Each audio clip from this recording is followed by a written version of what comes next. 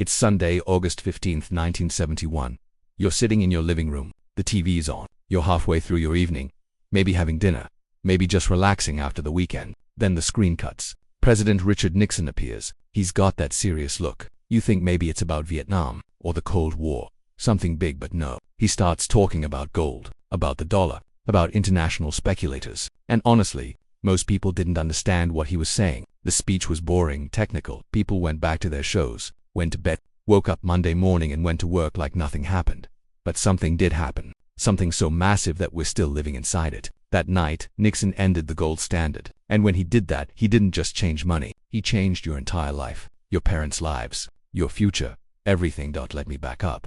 For most of American history, the dollar meant something physical, real. If you had a dollar, that dollar represented a specific amount of gold sitting in a vault somewhere. The government couldn't just make up money out of thin air. There was a limit, a ceiling, because there's only so much gold in the world.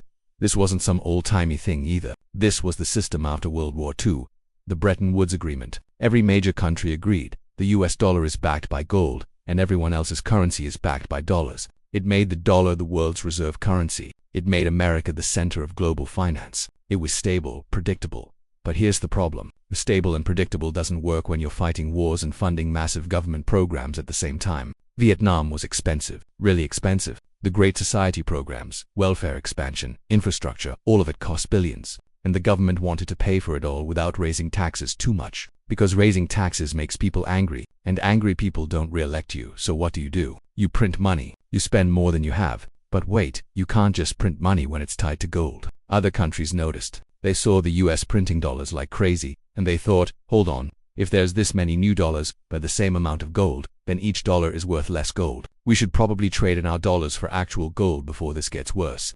And that's exactly what they did. France was the first. Charles de Gaulle literally sent ships to New York to pick up French gold from US vaults. Other countries followed. By 1971, the US was bleeding gold. The vault was running low. If it kept going, America would run out. The whole system would collapse. Nixon had a choice. He could either stop spending, stop the war, cut programs, raise taxes, or he could just change the rules. And that's what he did. August 15, 1971, Nixon goes on TV and says, "We're temporarily suspending the convertibility of the dollar into gold." Temporarily. That was 53 years ago. It's still temporary. What does that mean in actual English? It means the dollar isn't backed by anything anymore. It's just paper, or numbers on a screen. It's worth something because the government says it's worth something. That's it. It's called fiat currency. Fiat means by decree. The dollar has value because the government declares it does now. Most people didn't freak out. The grocery store still took dollars. Your paycheck still bought things. Life went on. But over time, slowly, quietly, everything started to change. First, inflation. When money isn't tied to gold, there's no limit to how much you can create. So the government and the Federal Reserve started creating a lot of it. And when there's more money chasing the same amount of stuff, prices go up. In the 1970s, inflation went crazy. Double digits. Your savings lost value. $1 in 1971 is worth about 15 cents today. 15 cents. Your grandparents could buy a house on a single income, a decent house, for $30,000. Today, that same house is $500,000. Did the house get better? Did it suddenly become 5 times more useful? No, the money got weaker. And wages didn't keep up. In the 1970s, your paycheck could cover rent, groceries, a car, maybe even save a little. Today, you need 2 incomes just to get by. The median household income in 1971 was about $10,000. Adjusted for inflation, that's like $70,000 today. But actual purchasing power, it feels more like 40. Everything's more expensive, but you're not making proportionally more. Then there's debt. Oh, the debt. Before 1971, the government couldn't borrow unlimited money because it had to back the currency with gold. After 1971, the sky's the limit. National debt in 1971 was around $400 billion. Today, it's over 34 trillion. Trillion with a T. That's your debt, by the way. Every citizen's share of that is about $100,000. You didn't borrow it, but you're paying for it.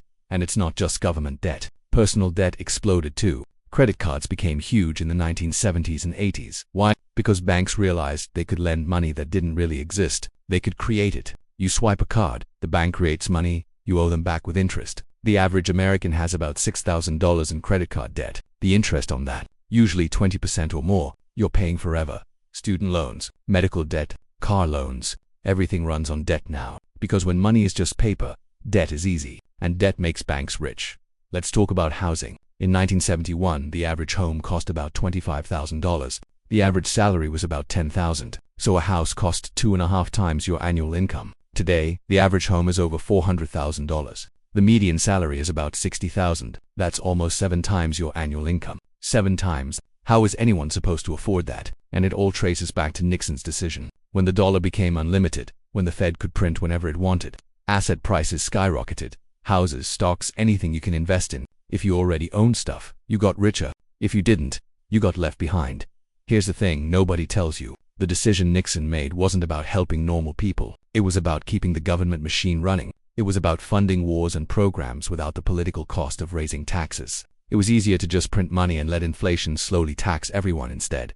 Inflation is a hidden tax. You don't see it on your paycheck, but every year, your money buys less. Your savings lose value. That's the government taking from you without calling it a tax. And the wild part, most people don't know this happened. I asked my friends, people my age, do you know what the Nixon shock is? Blank stares. Nothing. We're never taught this in school. We're told to work hard, save money, be responsible. But nobody explains that the money itself is broken, that the system changed 50 years ago and nobody bothered to update us. You know what else happened after 1971? Productivity went up, workers got better, faster, more efficient, technology improved. You'd think wages would go up too, right? Wrong. Productivity and wages used to move together. After 1971, they split. Productivity kept climbing. Wages flatlined. Where did all that extra value go? To the top. To the people who own assets. To the people who understand how the money system works. If you own stocks, real estate, businesses, you're fine. Great. Even the money printing makes your assets more valuable. But if you're just working for a paycheck, you're losing every year a little more. People talk about the American dream like it's dead. But maybe it's not dead. Maybe it's just locked behind a door that used to be open. And that door closed in 1971. Now, I'm not saying we should go back to the gold standard. That's a whole other debate. But we should at least understand what happened. We should know why things feel so hard. Why your parents could buy a house at 25 and you can't at 30. Why everything costs more but you're not making more. It's not your fault. It's the system. Nixon's decision made sense for the government. It gave them unlimited flexibility. But it screwed normal people, slowly, quietly over decades. And most of us never noticed because it happened so gradually. You ever hear the story about the frog in boiling water? If you throw a frog in boiling water, it jumps out. But if you put it in cold water and slowly heat it up, the frog doesn't notice until it's too late. That's us. We're the frog. 1971 was when they turned on the heat. So what do you do about it? Honestly, I don't know if we can fix the system. It's too big, too entrenched. But you can protect yourself. You can learn how money actually works. Invest in assets. Don't just save cash, because cash loses value. Buy things that hold value. Real estate if you can. Stocks. Maybe even Bitcoin or gold. Ironically, the people who win in this system are the ones who understand it. The ones who know that money is just paper and the real game is owning things that matter. I'm not a financial advisor. I'm just a guy who read about this and got mad. Mad that nobody told me. Mad that we're all out here grinding, working overtime. Skipping lattes like that'll make a difference. When the real problem is the money itself is rigged. August 15, 1971, most people were watching Bonanza. Nixon came on TV and changed everything. And nobody noticed. 53 years later, we're still living with the consequences. Your rent, your debt, your struggle to get ahead. It all connects back to that one night. This isn't a conspiracy. It's just history. History they don't teach you because if they did, you'd be furious. And maybe you should be.